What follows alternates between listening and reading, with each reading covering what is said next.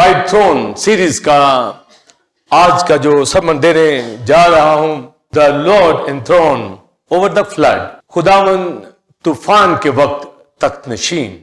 ज़बूर 29 10वीं आयत, खुदावन तूफान के वक्त तख्त नशीन था, बल्कि खुदावंद हमेशा तक तख्त नशीन है। और पैदाइश 6 बाब 17 आयत, और देख मैं खुद जमीन पर पानी का तूफान लाने वाला हूं, ताकि हर बशर को जिसमें जिंदगी का दम है दुनिया से हलाक कर डालो, और सब जो जमीन पर हैं मर जाएंगे। और यहूदा का खत और उसकी 6ठी 7वीं आयत, और जिन फरिश्तों ने अपनी हुकूमत को कायम ना रखा बल्कि अपने खास मकाम को छोड़ दिया, उनको उसने दायमी कैद में तारीकी के अंदर रोजे अजीम की अदालत तक रखा है। इसी तरह सदोम और अमूरा और उनके आसपास के शहर जो उनकी तरह हरामकारी में पड़ गए और गैर जिस्म की तरफ रागिब हुए, हमेशा की आग की सजा में गिरफ्तार होकर जाए इबरत ठहरे हैं। इब्रानियों 11 बाब 7वीं आयत, ईमानी सबब से नूह ने उन चीजों की बाबत जो उस वक्त तक नजर ना आती थी हदायत पाकर खुदा के खौफ से अपने घराने के बचाव के लिए कश्ती बनाई, जिससे उसने दुनिया को मुजरिम ठहराया और उस रास्तबाजी का वारिस हुआ जो ईमान से है। आमीन।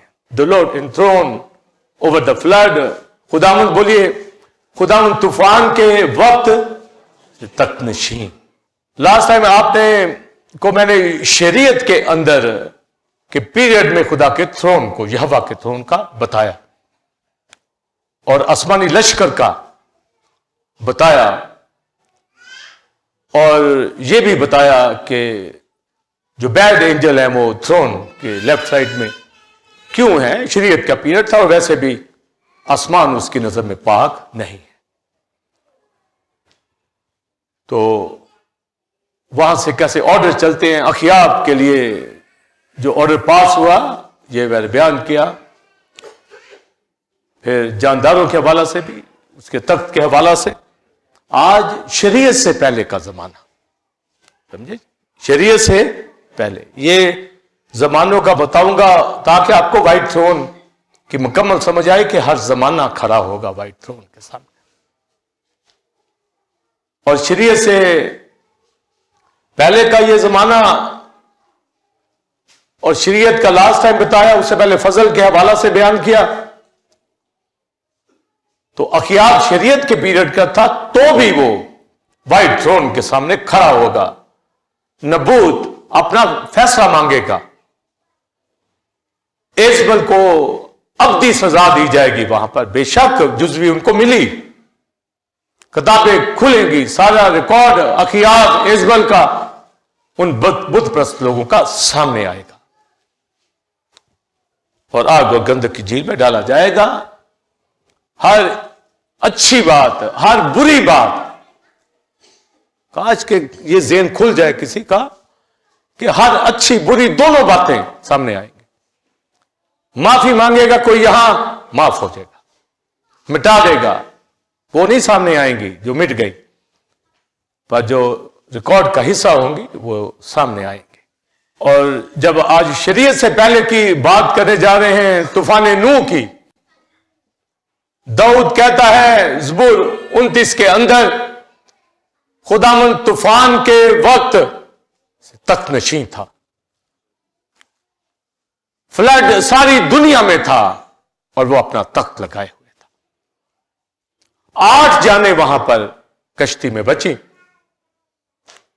समझे मानी क्या है? मानी यह है सारी दुनिया खत्म होगी पर उसका तख्त कायम है।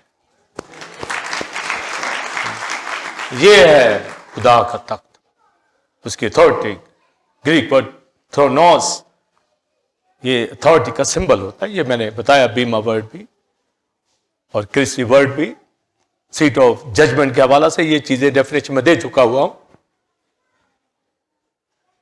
वो तख्त नशीन है। और दाऊद कहता है, अब दाऊद का पीरियड है, दाऊद ये उसके ऊपर मुकाशवा तारे, चीजें पहले हो चुकी होती हैं पर बाज आगे चलकर रेवलेशन आ रहे होते हैं, उन्हीं चीजों के बाज न्यू टेस्टमेंट के अंदर आ रहे होते हैं, वहां पर हाइड होते हैं। इसी तो लिखा पोशीदा बातों को होली स्पिरिट खोलता है। तो दाऊद कहता है वो तूफान के वक्त तख्त नशीन था, सारी दुनिया मर गई सैलाब में, पानियों से, और ये व्हाइट थ्रोन वाली जजमेंट नहीं, हालांकि सारी दुनिया मिट गई, फिर भी ये जुज़वी जजमेंट थी। तो फिर आप देखें जमानों में ये चलता रहता है, घरानों में चलता रहता है, जिंदगियों में चलता रहता है, और लोग गौर नहीं करते। वो सोचते पता नहीं हालात ऐसे हैं, न जाने क्या सिस्टम है, कुछ और तरफ उनका माइंड चला जाता है। वो इधर नहीं आते कि हम खुदावंद के सामने कैसे खड़े, इस तरफ नहीं आते, कोई और पहलू ढूंढने की कोशिश करते रहते। और जो नूह का पीरियड था उसके अंदर की जो बातें थी, आप देखें कि 29 ज़बूर में एक वर्ष उसने ये दी है कि तूफान के वक्त, तो बाकी स्टोरी तो नहीं उसने दी, क्यों एक ही वर्ष दे रहा है? आप सोचिए, सारा ज़बूर लिख दिया उसने और एक वर्ष दे रहा है, और उसे अगली वर्ष में कहता है खुदा अपनी उम्मत को जोर बख्शेगा, सलामती बख्शेगा। यानी इसका बयान करके इसमें मुकाशवात भरे पड़े। तो फिर ज़बूर 29 के अंदर पहली वर्ष में वो उसकी ऐसी स्ताइश करो, प्रस्तिश करो, पाक राइश के साथ उसको सजदा करो। तो पाकीज़गी के अंदर बात कर रहा है, क्योंकि हरामकारी में वो फरिश्ते उस वक्त नूह के पीरियड के अंदर उन्होंने बदकारियां की। यहां पर वो सारा वर्सेस में वो बयान कर रहा है कि अब फरिश्तों कुछ अकल पकड़ो, पाक हजूरी के साथ, जैसे हम यहां प्रीचिंग कर रहे हैं कि पाक राइस के साथ, तो वो भी एंजल्स को एंड में वो तख्त का रेफरेंस दे के एंजल से मुखातिब है, और फिर कहता है उसकी आवाज में, ज़बूर 29 से पूरा पढ़ेंगे, जलाल है उसकी आवाज में, कुदरत है उसकी आवाज में, वो गरजता है, जजमेंट करता है, जंगलों को बेबर कर देता है, हरनियों के हमल गिर जाते हैं। तो वो सारा जजमेंट पैटर्न बता रहा है कि जब उसकी आवाज आप सुनते हो तो देखो कि क्या वो हमसे क्या कलाम हमारी जिंदगी में वो गरज रहा है या हम पर फजल कर रहा है। उसकी आवाज बादलों पे है, तो क्या उसकी आवाज आपके अंदर भी धीमी आवाज आ रही है? ये सारा कंपैरिजन आपने खुद करना है। आपसे नाराज है, आपको कहर में ले जा रहा, दुखों में ले जा रहा, या आपके जरिए से खुदा के कलाम अपने कलाम को सुनवा रहा है, या आपके जरिए से दूसरों को बरकत दे रहा है, क्या कर रहा है? या आप भी जजमेंट के नीचे आए हुए। ये बहुत जाविये उसमें वो देता है, और फिर वो लिखता है, अब उस थ्रोन की जब बात करता है तो उनमें चूंकि जब आपके पास सारा इल्म होगा तो वो जो जुमले कह रहा होता है उसको आप समझ आते हैं। तो लिखा वो तूफान के वक्त तख्त नशीन था, मगर उससे जो ऊपर वर्ष है उसमें कहता है उसकी हैकल में, यानी थ्रोन जा, हर एक जलाल जलाल पुकारता है। तो कौन पुकारता है? अभी तो कलीसिया ऊपर नहीं गई, और ये तूफान के पीरियड का जिक्र कर रहा है कि उसका मतलब है वहां कुरुबीन सराफीन जलाल जलाल कहते, मगर आप जब ये साया में पढ़ेंगे, मुकाशवा में पढ़ेंगे, हिजकियेल में पढ़ेंगे तो लिखा है वो कदूस कदूस कदूस कह रहे हैं। तो जलाल और कदूस जो होलीनेस और ग्लोरिफिकेशन के हवाला से दो जो डॉक्ट्रिन्स है, ये दोनों का बयान वहां हो रहा है, जुमले बोले जा रहे हैं। जलाल जलाल, कदूस कदूस, सिर्फ कदूस कदूस नहीं बोला जा रहा, वहां यह भी कहा जा रहा है जलाल जलाल। और कौन? हर एक जो हेवन के अंदर सराफीम क्रोबीम, हर एक। और यहां कोई ना पुकारे, कोई रह जाए अपने घर में, कोई कलीसिया के साथ मकदसों के साथ मिलकर उसकी कदूसियत को, होलीनेस को ना समझे, उसकी ग्लोरी को, उस शाकैना को ना जाने समझे। यीशु मसीह जो उसके जलाल का परताव है उसको ना जाने, तो वो जो ग्लोरी है, उसकी जात, सारी जात ही जलाल है। उसका इल्म जानते जाएंगे, जलाल को समझते जाएंगे। मैं फिर आप कहेंगे वाह, जैसे आप एक लफ्ज उर्दू में बोलते हैं वाह, कुछ देखा तो वाह कहते हो ना भाई, कुछ समझ आ रही थी तो वाह कहा ना। तो जलाल वही कहेगा जिसको कुछ पता चल जाएगा। मैं क्या कहते हैं? जलाल, हर एक जलाल। तो कब? जब तख्त लगा हुआ है तूफानों के ऊपर, हर एक जलाल जलाल पुकार रहा है। दुनिया नीचे मर रही है, मगर फरिश्ते क्या कह रहे हैं? बोलिए, जलाल जलाल। यही तो जलाल है कि वो नापाकी को देख नहीं सकते। यही तो जलाल है कि वो गुनहगार को तबाह कर देता, बर्बाद कर देता, उसके सामने खड़ा होकर दिखाए। ये जलाल, समझे? यहां गंदी हरकतें लोग छोड़ते नहीं है, वो कैसे जलाल कहेंगे? उनको क्या जलाल का पता? उनका मरना ही जलाल है खुदा का, समझे? उनका खुदा की नजर से हटना ही जलाल है। गुनहगार का कलीसिया में ना आना ही जलाल है कि उनको बारगाह में आने नहीं देता, समझे? और जो आए हैं वो जलाल पुकार रहे हैं, कदूस पुकार रहे हैं, और साथ तेरा शुक्र हो तूने अपनी जान मेरे लिए सलीब पर कुर्बान। ये फर्क है। वो कदूस कदूस जलाल जलाल कह रहे, मगर हम भी कहते हैं जलाल, सारा सारा जलाल यीशु तुझे मिले। कदूस साथ कह दे तेरा शुक्र हो ब्लड के लिए, जो इंजल नहीं कहते। ये बहुत फर्क है। तो आप देखिए तख्त के सामने क्या क्या, कौन क्या कह रहा है।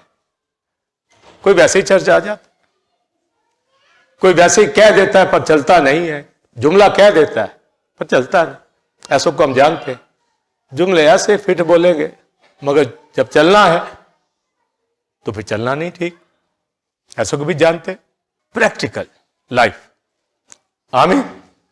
स्टेप उठाना सोच के उठाए, अकॉर्डिंग टू स्क्रिप्चर, अपनी लीडरशिप के साथ। कलीसिया के खानदान ऐसे जुड़े हों, जगांग, समझे? फिर पता चलता है कि थ्रोन के सामने खड़े हैं। आमीन। अभी तो यहां नीचे हैं, वहां खड़े होना। अभी तो सारे तख्तों का पता हो। और अखियार के पीरियड के अंदर मैंने जो लश्कर बताया हो सब हेमन के हवाला से, अच्छे बुरे एंजल सब का, मगर यहां दाऊद जो कह रहा है वो तूफान के वक्त तख्त नशीन एंजल्स को भी मुखातब उसने किया है कि पाक राइश के साथ सजदा करो। तुम्हारी जुर्रत है, ये माने आ रहे हैं, तुम्हें वर्शिप के लिए मुकर्रर किया हुआ है। और तूफान नूह के वक्त तुझे तख्त नजर नहीं आया, वहां पर तख्त के इर्द गिर्द कुछ भी नहीं बताया गया कि क्या है। ये फजल, ये शरीयत से पहले की बात, ना ही उस लश्कर से जो उसके आगे को खड़ा हुआ है, बैड फरिश्ते, किसी की जरूरत नहीं उस वक्त सामने आने की, क्योंकि दुनिया हलाक हो रही है। समझे? और ना ही जानदारों का बताया जा रहा है कि इतने पर हैं, इतनों से उठते हैं, इतनों से चेहरे डामते हैं, ये कुछ नहीं बताया जा रहा वहां पर। इसलिए वो मैंने पहले बता दी, आपको वक्तों का पता चलता चला जाए कि मुकाशवा में वो नहीं ढांप रहे, पीछे फजल का दौर नहीं तो ढांप रहे हैं। यहां पर जानदारों का जिक्र भी नहीं आ रहा, पर हैं जानदार, सराफीन भी हैं, कुरुबीन भी हैं। उसके तख्त से बिजलियां गरजे आती हैं तो वही दाऊद कहता है, वो बोलता है, गरजता है। समझे? हर चीज उसका डर माने, खौफ माने, उसका गर्जना समझे। जैसे एक घराने के अंदर हेडशिप जो होती है, मां या बाप बच्चों को प्यार भी करते हैं, कभी गुस्से में भी होते हैं, शेर की आंख से, शेरनी की आंख से भी देखते हैं। बच्चों को मालूम होता है कि उनका बाप गरजता भी है, उनकी मां गरजती भी है, उनको पता होता है। तो क्या हमें नहीं पता? दाऊद को पता है, वो गरजता है, वो बोलता है, उसकी आवाज से क्या क्या कुछ होता है। पहाड़ मैनों की तरह उछलते, जैसे भेड़ बकरियां उछलती है ना, पहाड़ उछलते। बियाबान में जब खाना इज्तिमा लगता और रहत का सदूक चलता था, तो आप जब ज़बूर में पढ़े, पहाड़ उछलते थे, उसके आगे पीछे हटते थे खुद ही। तो दाऊद फिर वो लिखता है उसमें, है पहाड़ों तुम्हें क्या हुआ है, क्यों उछल कूद क्यों कर रहे हो? ये हवा आ रहा, इसका तख्त आ रहा, थोड़ा आ रहा। काश इन बातों, काश कोई दूर अंदेश हो। बाज रूहानी होते हैं, दूर अंदेश नहीं होते। बहुत बहुत कैटेगरीज होती बिलीवर्स की, खादमों की भी। लगे रहते हैं, मेहनत करते रहते हैं कि कोई बचा ले बंदा, कोई खानदान बच जाए, कलीसिया जिसके लिए बुलाया गया वो काम कर जाए। हमने अपने वक्त के ऊपर अपना दौर खिदमत पूरी कर जानी। पौलुस यही कहता है कि मैं अपना दौर पूरा करूं, खिदमत, बस इस पे कहता हमारी निगाह है। आगे रिजल्ट क्या आता है, वो तो चाहता है कि जंजीरों से बंधा होता था, कहता है इन जंजीरों के सिवा मैं चाहता हूं कि सभी निजात पा जाए। डिजायर तो बहुत बड़ी है, विजन बहुत बड़ा, समझे? कईयों ने तो अपने बेड़ियां खुद ही डाली हुई हैं, उन्होंने क्या रूहें बचानी। काश दिखाना है, साबित करना है। मैं बरसों से इंतजार करता हूं खादमों के रिजल्ट का, बरसों से, सालों से, महीनों से मांगता हूं, देखता हूं। तो वो जो तख्त पे बैठा है, उसकी नजर फिर उस शख्स के ऊपर क्या होगी, खादम के ऊपर, उस फैमिली के ऊपर जो रिजल्ट नहीं देगा। आप यहां वर्शिप के लिए आए हैं, नॉलेज कम ज्यादा हो सकता है, पर आपकी डिवोशन है। आमीन। आप मसीह से प्यार करते हैं, नॉलेज के साथ साथ वफादारी भी दिखानी है, रिजल्ट भी देना है। रिजल्ट देने की बात आए तो वहां पर ज़हन ही बंद हो जाए, कुंद हो जाए, वहां कहीं पता ही नहीं चला, अहमक है, बेवकूफ है, पागल है। क्यों ज़हन बंद है? उसने तो ज़हन खोले हैं। हर जुमला, हर प्रोग्राम, हर चीज खुदा के जलाल के लिए 100 बार आगे पीछे देखे, समझे? हम तो ऐसे ही करते हैं। मैं दावे के साथ कहता हूं, कोई शख्स आके कहे जी आप कोई मुझसे नाराज भी हो, क्यों हुए, तो हुज्जत करे मेरे साथ, फिर उसको मैं बताऊं। जैसे खुदा कहता आओ हम हुज्जत करें, मैं हुज्जत नहीं करता, पर करे कोई आए उसको फिर बताऊं, उसकी हिस्ट्री बताऊं, उसको पता चले कि ये स्टेप ऐसे नहीं, आगे बढ़ते या रुक जाते। हमें बाइबल के मुताबिक चलना है। अगर मैं आदमियों को खुश करता तो तेरा बंदा ना होता। हम बनाने के लिए आए हैं, ना के बिगाड़ने के लिए। और तख्त लगा हो उसका, और मैं यहां गैर जिम्मेदारी के साथ खड़ा हूं, मुझे पाकिजगी के साथ खड़ा होना है। दाऊद कहता है ऐ फरिश्तगान उसकी ऐसी हम्द करो पाक राइश के साथ, जो उसके शाने शाह है, जिस प्रेस्टीज के वो लायक है। अपनी जरा हस्ती देख ले, अपनी जिंदगी को भी देख ले, और कहां वो खड़ा है, किसके सामने खड़ा है। समझे फरिश्तों, और वो जब खुद बरबत बजाता था तो साउल से बदरू उतरती। में आप यहां से आप सोचिए, साज बजे, सिर्फ साज ही बजे तो बदरुएं भागती, बजाने वाला रूह में है। में आप गाएं, इवल डीमंस भागेगी। समझे, आप खड़े हो जाएं, दौड़ जाएंगे। में ये लेवल, ये मेयार, या कोई मीटिंग प्रिजाइड करे, चाहे प्रेयर करने के लिए आए, गीत गाए, ड्रम बजाए, गिटार बजाए, क्वाइर में खड़ा है, कोई भी, इवन आप ताली बजाएं, वो भागती। समझे, एवं तो तालियां बजाओ, जंगल के दक ताल देते। समझे, उसका थ्रोन है। समझे, थ्रोन उसका। तो ये दाऊद पूरी वजाहत वहां देता है, और फरिश्तों से मुखातिब है, इसराइल से नहीं। 29 ज़बूर जब आप पढ़ेंगे, इसराइल की सारी करतूतों का उसको पता है। उम्मीद लगाए हुए फिर जुमला एक बोलता है, सारी बातें करके, कि काश पढ़ने वाले इसराइली समझ जाए कि ये जजमेंट का उसका तरीका है। जलाल जलाल है, तुम भी अपने आप को देख लो कहां है। वो कहता वो अपनी उम्मत को जोर बख्शेगा, हमें भी जोर बख्श देगा, हम भी ऐसे ही करेंगे। बगैर होली स्पिरिट के जोर के हम वर्शिप नहीं उठा सकते, उसकी बारगाह में खड़े नहीं हो सकते। गिरजे जा सकते हैं, पर वर्शिप के लिए उसकी बारगाह में अपनी गवाही को कायम रखना,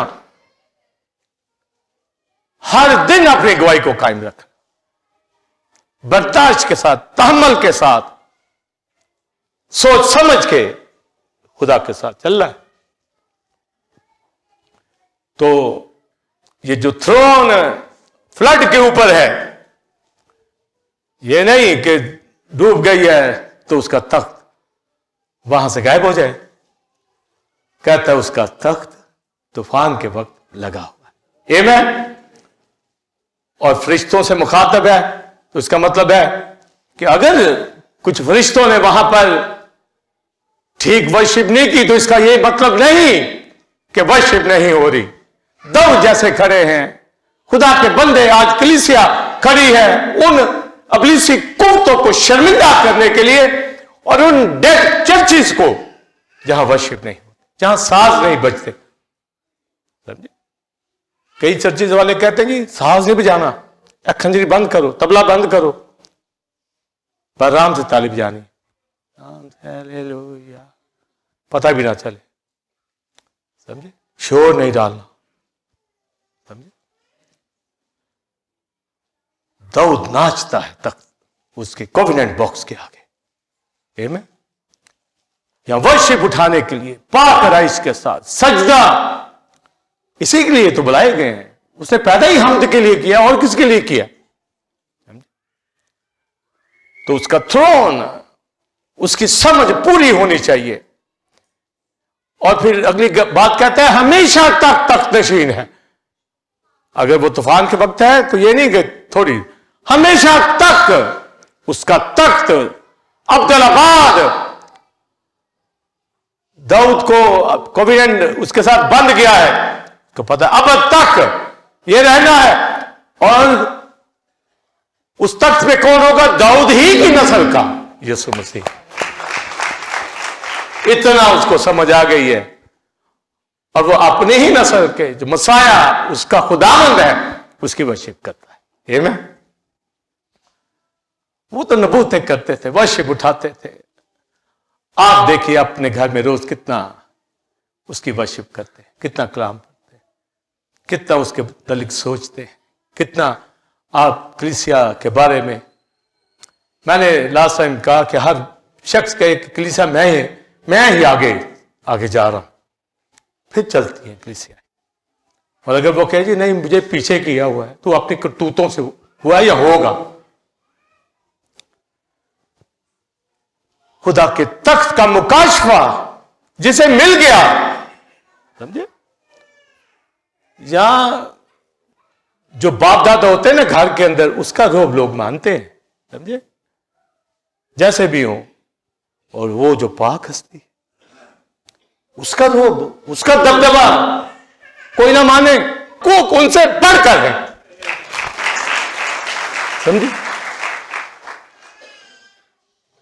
कितना रहम, कितना फजल उसने हम पर किया है। हम अपने आप को पहचान लें, समझ लें, जान लें और उसकी हशमत के मुताबिक तैयार हो। ये मैं हर रोज सोचता हूं तेरा शुक्र हो तूने मुझे थ्रोन के सामने खड़ा कर दिया है। वर्शिप करो, मुझे तूने बुला लिया है, चुन लिया है, मुझे अपनी जात खोल दी है, मेरे ऊपर अपना कलाम दे दिया है मुझे। मेरी जबान तेरे लिए गाती है, मेरे मुंह में नाचती है। तेरा शुक्र, तूने मुझे दुआ करना सिखा दिया है, तूने मुझे शुक्रगुजारी सिखा दी है, तूने मुझे समझा दिया है मैं क्या हूं और मेरी ड्यूटी लगा दी है कि किन को तैयार करना है। तो ये बहुत उसके तख्त के सामने, और जब थ्रोन लगा है उसका और उसने हमें ले लिया, चुन लिया। वो आज फजल का दौर है, पर वो शरीयत का पीरियड नहीं था।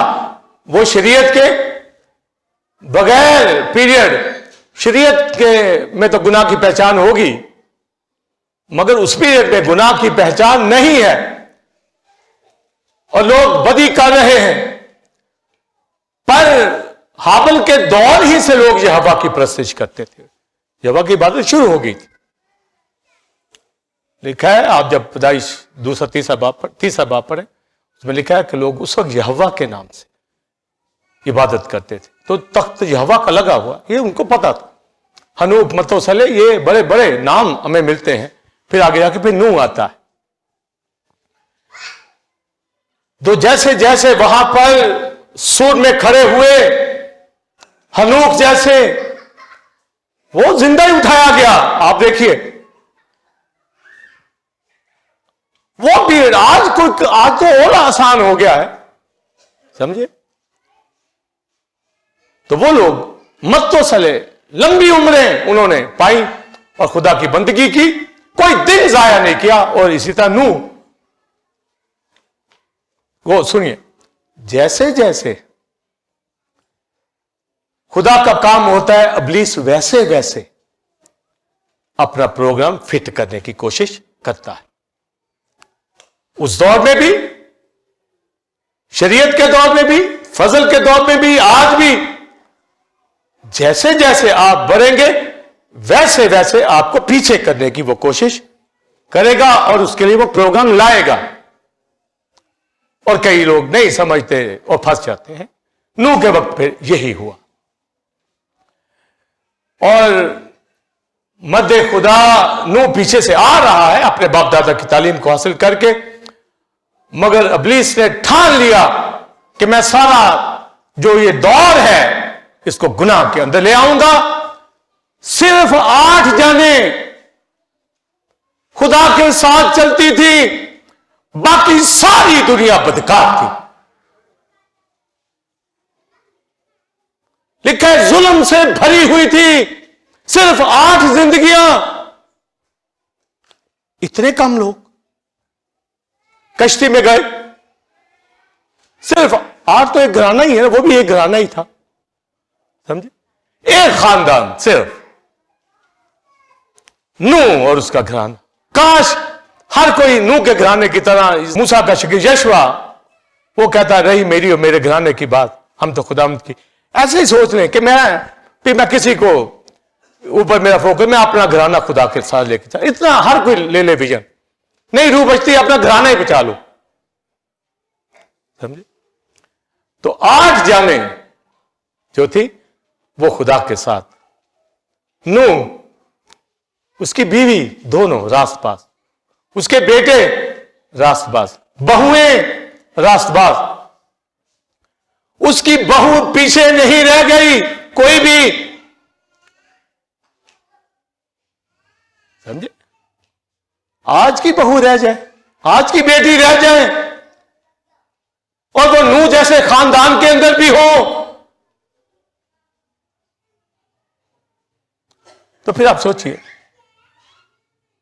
रह सकती है?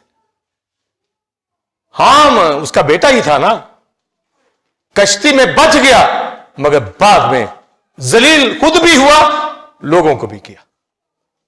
ऐसे कई हमारे साथ होते हैं। शायद बाद में हाम जैसा रिजल्ट दे, समझे? और जब रिजल्ट दे रहे होते हैं तो हमें हाम नजर आना शुरू हो जाता, समझे? और फिर वो आपको इस कलीसिया में नजर नहीं आएंगे, ये मैं आपको बता दूं, वो नहीं नजर आएंगे। या तो हमारे से भी अच्छी कलीसिया में चले जाएं तो मान लेंगे यहां ठीक नहीं था तो ही किसी में गए, और अगर वो जिल्लो ख्वार होने के लिए कहीं गए हैं तो वो हाम है। हाम ने अपने बाप को नंगा देख के कपड़ा नहीं पहनाया, जलील किया अपने बाप को, ढांपा नहीं। ऐसे लोग अपने पास्टर्स की बेइज्जती करने में कसर नहीं छोड़ते, हाम होते हैं वो, समझे? सब दिखता है, सब नजर आता है, मगर इज्जत करने वाले भी सेम की तरह। आमीन। ऐसों से फिर नस्लें चलती हैं, ऐसे खुदा को जलाल देते हैं, मगर हम जैसे नूह की रूहानियत की वजह से आग हो गया, पर उन इब्लीसी फरिश्तों का असर बाद में उसने ले लिया। सारी बुत परस्ती हाम से शुरू हुई है।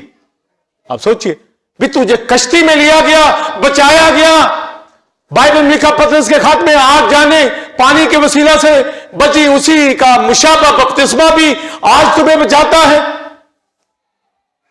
तो बपतिस्मा भी उससे मुराद उन पानियों से, इसका मतलब आज कोई बपतिस्मा लेता है तो वो उस घराने की तरह बच जाता है, पर बाज हाम की तरह निकल आते हैं और फिर आपने भी बेइज्जती दूसरे की। ओ ये तो सेब था बंदा, ये तो खादम था, तो अपनी नालायक कैसे हो गया? इब्लीस पीछे लगा हुआ। 8 जाने नूह ने ये बचा तो ली, पर सारी दुनिया को इब्लीस ने अपनी गिरफ्त में ले लिया था।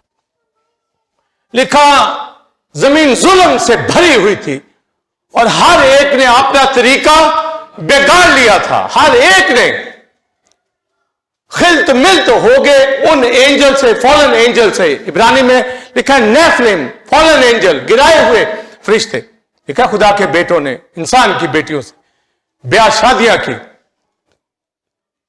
वो माहौल जो स्पिरिट बीइंग थी, एंजल और ह्यूमन बीइंग, ये खिल्त मिल्त हो गए, नस्लें बर्बाद करके रख दी उसने। नूह ने अपने खानदान को बचाया, बहुओं को बचाया, बेटों को बचाया, उसने बहुत मेहनत की होगी, बहुत मेहनत। जहां आप देखें सारी दुनिया एक तरफ है, वो घराना एक तरफ।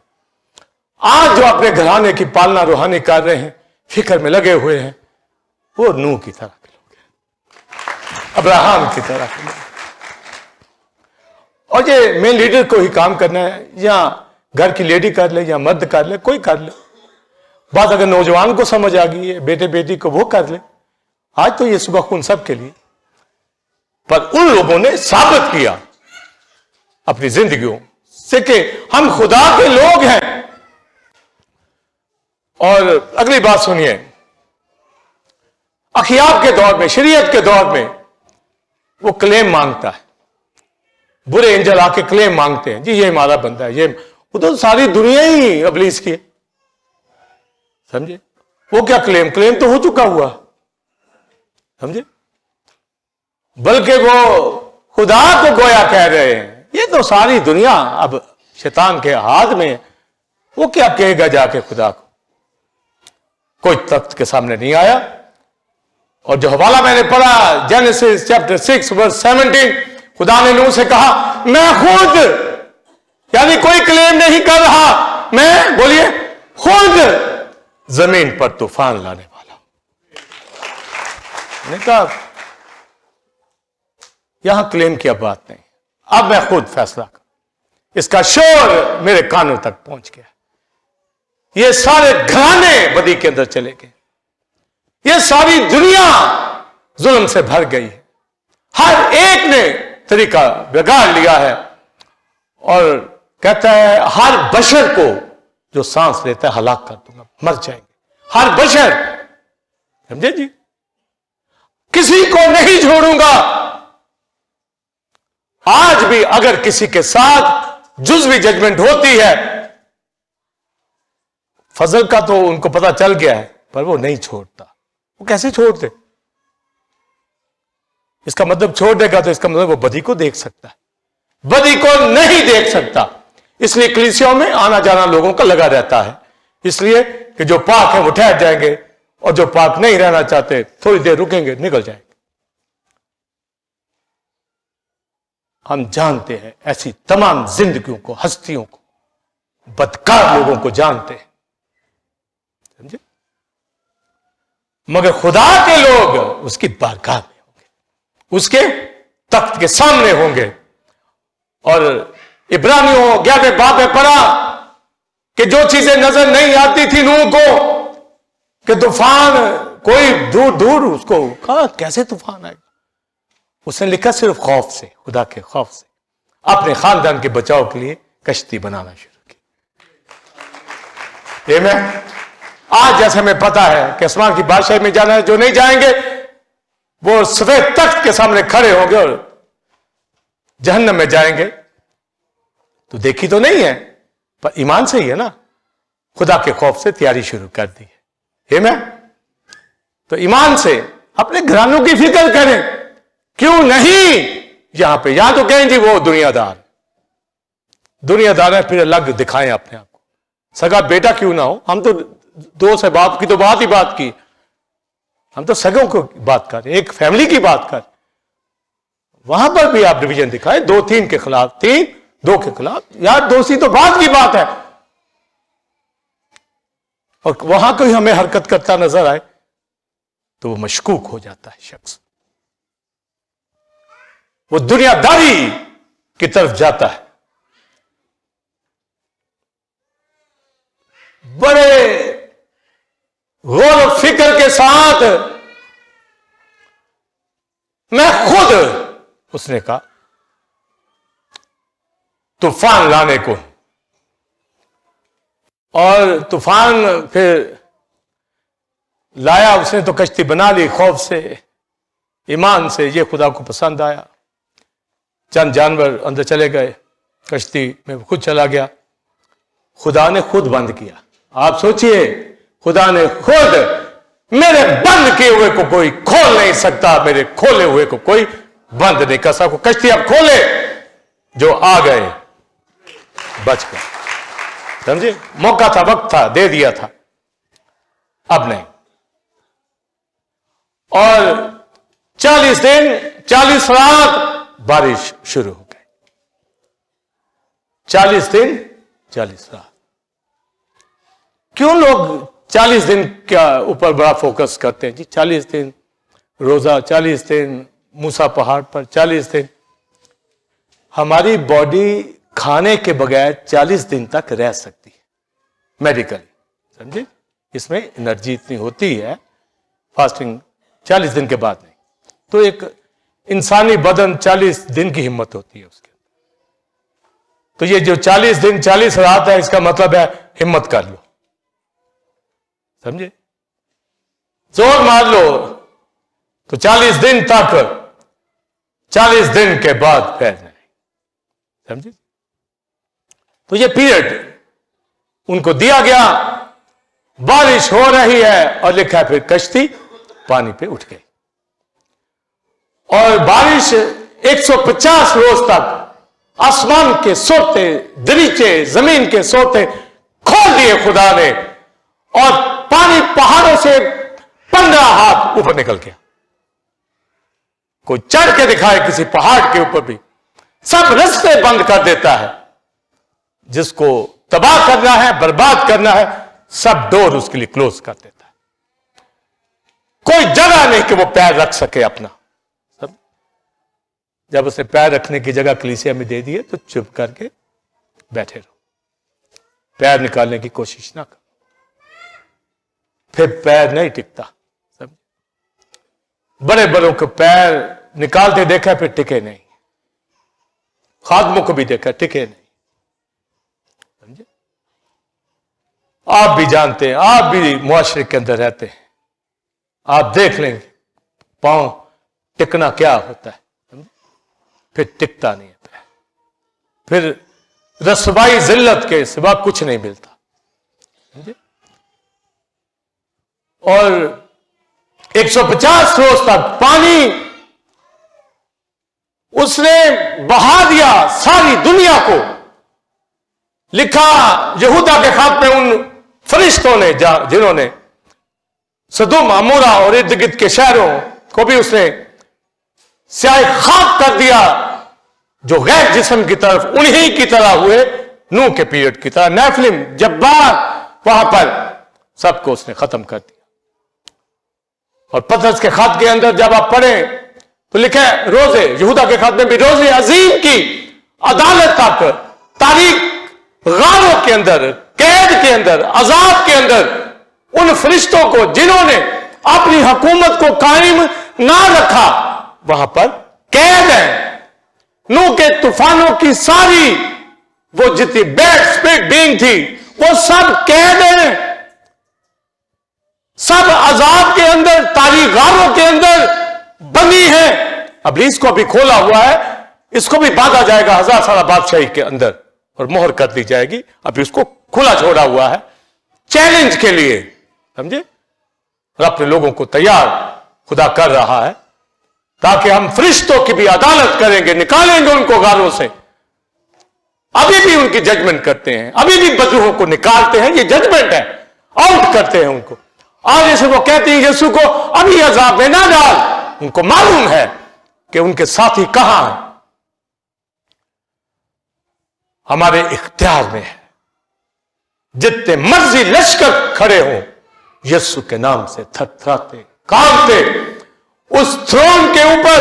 अगर दुनिया को बर्बाद किया, सभी को नष्ट कर लिया गया है, एक को भी नहीं छोड़ा, समझे?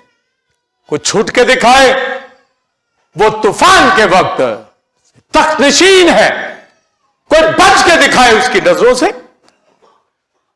तो वो रोजे अजीम की, वाइट थ्रोन की अदालत तक रखे हुए, सब जंजीरों से बंधे हुए आएंगे, खड़े होंगे वाइट थ्रोन के सामने। वो एंजल, अभी मैं एंजल की बात कर रहा हूं, और वो जो लोग साथ खिलत हुए, जैसे आज भी लोग शैतानी हरकतें करते हैं, गुनाह के अंदर है, झूठ बोलते हैं, नशाबाजियां करते हैं, शराब नोशी करते हैं, सिगरेट नोशी करते हैं, नाच रंग करते हैं, मारदार लड़ाई झगड़े करते हैं, मुंह बंद नहीं उनका होता, झगड़े, एक दूसरे की इंसल्ट, बेइज्जती, तो आप बच सकेंगे? खुद ही बताइए, नहीं बच सकेंगे। बरकतें चाहिए, शादमानी चाहिए, खुशी चाहिए, वो देने के लिए तैयार खड़ा है। दो ही बातें हैं, या हलाकत ले लो या शफकत ले लो, या हलाकत ले लो या शफकत ले लो, दोनों में से एक। गुनाह है तो छोड़ेगा नहीं, माफी है तो शफकत के लिए तैयार। बनी इस्राइल ने बहुत सताया खुदा को, बनी इस्राइल ने, बोलिए, खुदा को बहुत सताया, गुनाह किया। कितना गुनाह किया? बहुत बहुत रुलाया। आप कभी ईसाया की मैंने यह स्टडी दी है, जिन्होंने सुनी है, जो शौक रखते हैं और जो वैसे ही शौक रखते हैं, कई वैसे ही रखते हैं कि बड़ा शौक है हमें और आना नहीं, जिन्होंने सुना है, जैसे अभी यिर्मयाह मैं दे रहा हूं, समझे? हमें पता है कौन सुनना चाहते हैं, कौन बराए नाम के खादम है, कौन सिर्फ मुंह जबानी बात करने वाले। जिन्होंने यशाया पढ़ा है, यशाया चबल बात में यशाया के जरिए खुदा कहता है, यहां भी तूफाने नूह जैसा मामला है, मुझे तबाही करना था उस दुनिया को। इसी तरह बनी इस्राइल को भी, पर मैं एकदम से कहर में आया, क्योंकि गुनाह तुम्हारा बड़ा था, एकदम से कहर में आया। पर अब मैं जैसे नूह के तूफान के बाद कसम खाई थी, अब भी कसम खाता हूं कि अब मैं तेरे साथ सुलह का अहद बांधता हूं, अब नहीं गुड़कूंगा, अब तुझे हलाक नहीं करूंगा। एकदम से तुझे मैंने छोड़ दिया था, एकदम से अपना कहर तुझ पर लाया था, तूफान नूह जैसा मामला मेरे सामने आ गया है। अगर मैंने वहां कसम खा ली थी कि अब नहीं पानी से मारूंगा, अब तुझे भी नहीं मारूंगा, और अपना बेटा उनके लिए और गैर कौमों के लिए भेजकर सुलह कर दिया। हालेलुया!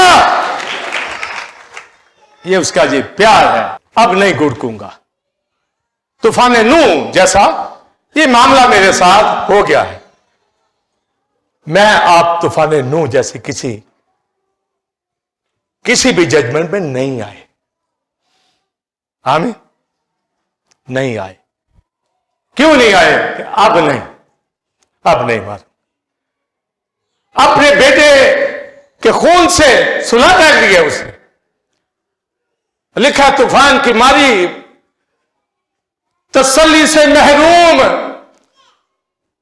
मैं तेरे पत्थरों को स्याह रेखता में लगाऊंगा, नीलम की बुनियाद डालूंगा, तेरे कुंभलों को लालों से, तेरी फसल को शब्बे चिराग से, यानी नया यरूशलेम तुझे अब दूंगा। मैं बचाऊंगा तुझे, संभाल लूंगा। तूफान नूह जैसा मैटर हो गया अब मेरे ऊपर, आपके नहीं।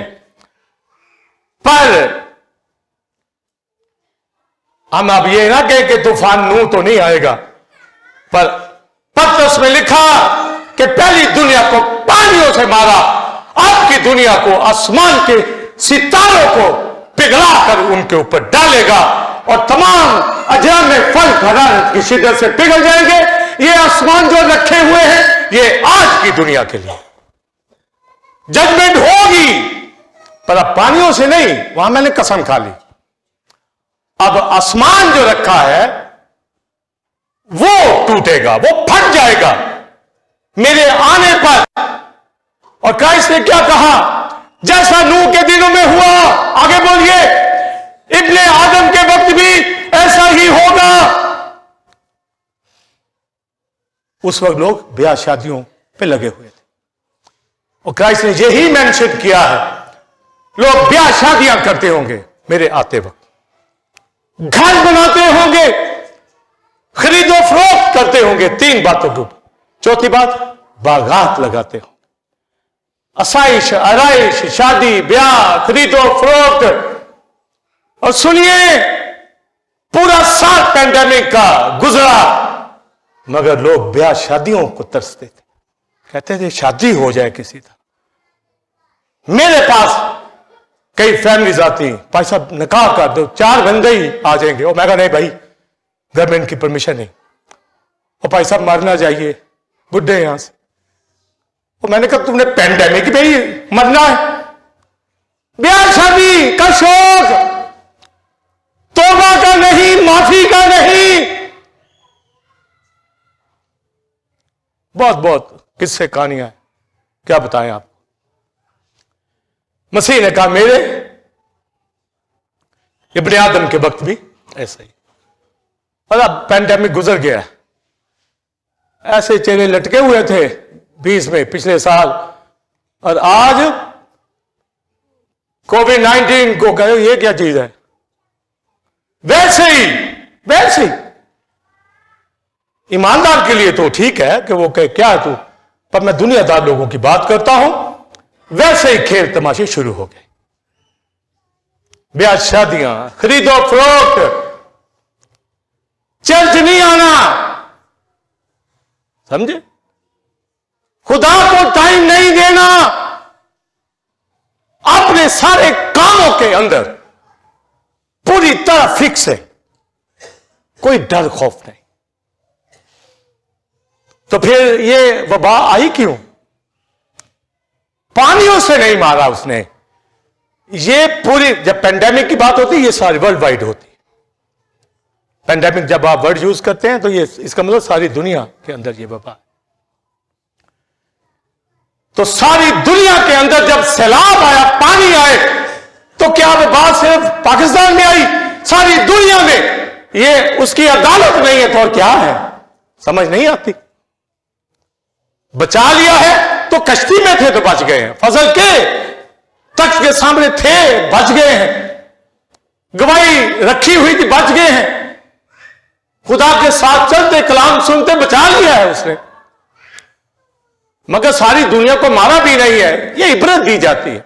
अभी तो और बड़ा कुछ होना है, वबाएं आएंगी, जल्जले आएंगे, काल पड़ेंगे, कहर पड़ेंगे, हर तरह के मुश्किलात आएंगी, ये आना है। तो अभी मुआशियत कहां, इकॉनमी डूब गई है, घराने उठने में बड़ा टाइम ले रहे हैं, जिंदगियां, बिजनेस, जॉब फ्लॉप हो गए लोगों के, जिंदगियां परेशान, पानियों से नहीं मारा, वबा भेजी बीच में। क्या आगे अब वबा नहीं आएगी? गई जी उसका इलाज ट्रीटमेंट आ गया जी, बस आने वाला है, अब खैर है, कोई और शुरू हो जाएगा। वबाएं आनी है। इंग्लैंड में इससे बुरा वायरस आ गया, अफ्रीका में इससे बुरा, अमेरिका में अभी खत्म होने का नाम नहीं ले रहा। जितना एजुकेशन, जितना फाइनेंस बदी से भरा हुआ है अमेरिका, यूरोप, ये नहीं कि मिडिल ईस्ट या ये मुस्लिम कंट्रीज, ये दुनिया बाज नहीं आती, वो छोड़ेगा। बच जाए, अपने बच्चों को, अपने घरानों को इस खतरनाक मुल्कों के अंदर बचा के रखे, उनको एजुकेशन मिले, मसीह के लिए शहीद भी हो जाए तो कोई बात नहीं, मगर पता तो हो ना मसीह का, पता तो हो, उसके साथ हमने चलना है। सिर्फ दुनियादारी के अंदर नहीं रहना और दुनिया के कामों के अंदर वबा फूट निकली, जल्जले, काल, कहर, ये सब आएंगे। और इससे भी आगे क्या होगा जब क्राइस्ट आएगा? आसमान इसीलिए रखे हुए हैं ताकि उसके आने पर ये फट जाए। सह सकेगा कोई उस वक्त इन सितारों को जो टूटेंगे उनके ऊपर? खुदा अपने लोगों को बचाना जानता है, समझे? वो मुखालिफ मसीह की गर्दन पे तो गिरेंगे, दुनिया के ऊपर तो गिरेंगे, दुनिया को तो पानियों से मारता मगर नूह को बचा लेता कश्ती में। अपने लोगों को भी इसी तरह बचा लेगा। आमीन। 5 मिनट और कलाम सुनाऊंगा, और जरा सुनिए, व्हाइट थ्रोन अभी तो पानियों से नूह को जमाने को मारा, उनके फरिश्तों को तारीगारों में, मगर उन लोगों की अदालत हुई, मारे गए पानियों से, मगर अभी व्हाइट थ्रोन के आगे खड़े होंगे उनके ऊपर और भी एक फजल कर दिया गया।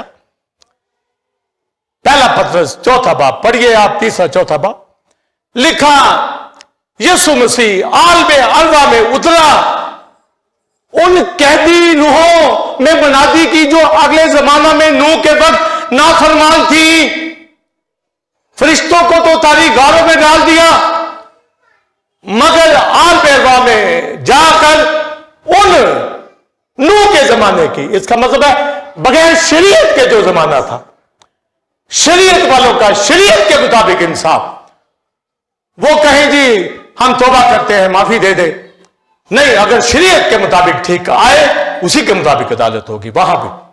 पर वो जमाना उनके पास तो शरीयत नहीं थी, मगर वहां पर लूसीफर ने, उसके फरिश्तों ने खिल्त मिल्त कर दिया, वो बदी, वो गुनाह, वो हरामकारी थी, फॉर्निकेशन थी, वो आम गुनाह नहीं था।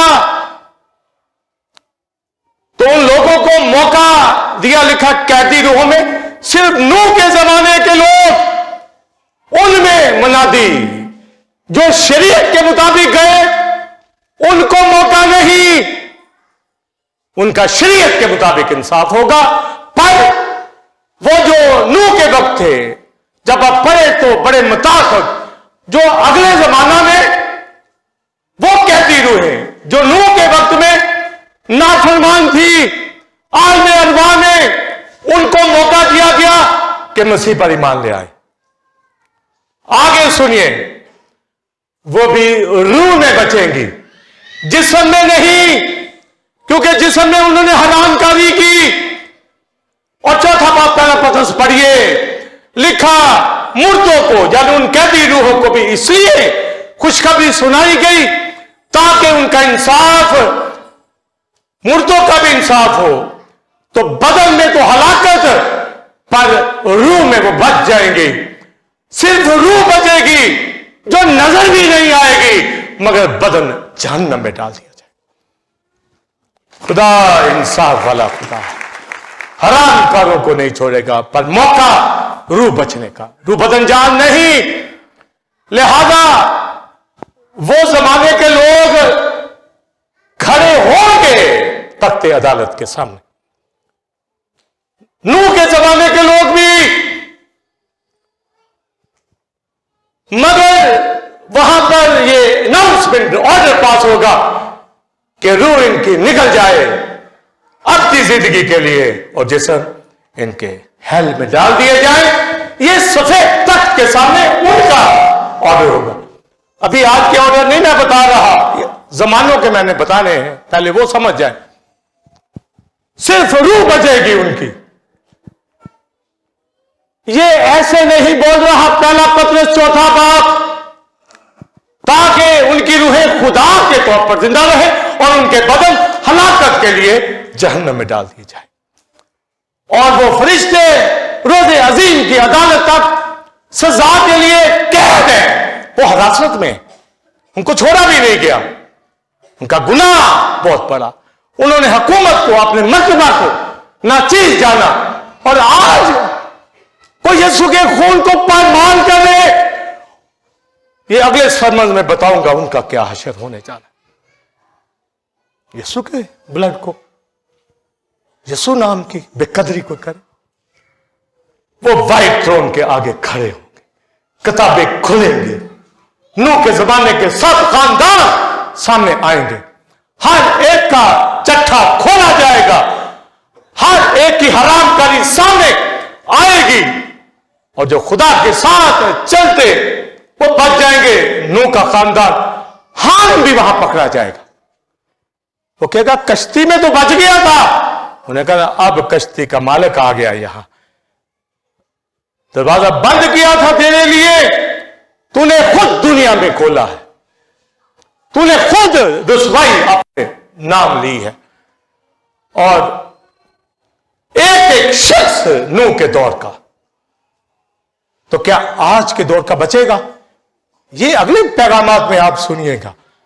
अभी पिछले जमानों की बता रहा हूं, तख्ते अदालत के सामने नूह के जमाने के लोग, नूह का खानदान भी खड़ा होगा। नूह के खानदान को, हम को छोड़कर बाकियों के, ऐ मेरे बाप के मुबारक लो, तुमने कश्ती बनाई मेरे कहने से, खौफ से अमल किया, रासबाज इनको अब्दी बादशाहत में, मगर बाकियों को बोलिए, उस जमाना के बाकी हरामकारों को, बदकारों को, जिन्होंने ब्याह शादियों कर रचाया हुआ था माहौल, भी ब्याह दे जा रहे हैं। खुदा की बारगाह में आइए, टप्पे गा रहे हैं, खुदा को खुश नहीं, गाने गा रहे हैं, डांस कर रहे हैं, बच्चों को करा रहे हैं, चल तू भी कर। शर्म, कोई हया, खुदा के लोग बनते हैं। सब कुछ चट्टा सामने आएगा। यहां आगाह कर रहे हैं, सफेद तख्त की अदालत से बच जाओ, व्हाइट थ्रोन से, और फजल के तख्त के सामने मौका दिया है ताकि जरूरत के वक्त हमारी मदद करे, यानी व्हाइट थ्रोन के सामने सुरखरू हो सके। आइए अपने आप को व्हाइट थ्रोन से बचाने के लिए, इबरत के लिए उन फरिश्तों को गौर कीजिए, नूह के पीछे को गौर कीजिए। आखिरी जुमला दाऊद के साथ मिलकर ये कहता हूं, वो तूफान के वक्त तख्त नशीन था, अब्दुल अब्बास तख्त नशीन रहेगा, और मैं और आप उसके बेटे बेटियां उसके साथ तख्तों पे बैठेंगे। आइए खड़े हो जाए।